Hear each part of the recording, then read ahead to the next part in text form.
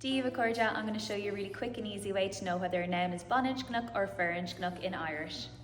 So I've made this really easy table for both Fearinshgnuk and Boninshgnuk, but basically how you know whether it's Fearinshgnuk, let's start off with masculine, are the set of rules over here. For example, if it ends in a fada n, mar hampla, Iran, bread, milshon, sweets, amadan, fool, ordan, stage. They all end in a fada n and they are all Fearinshgnuk.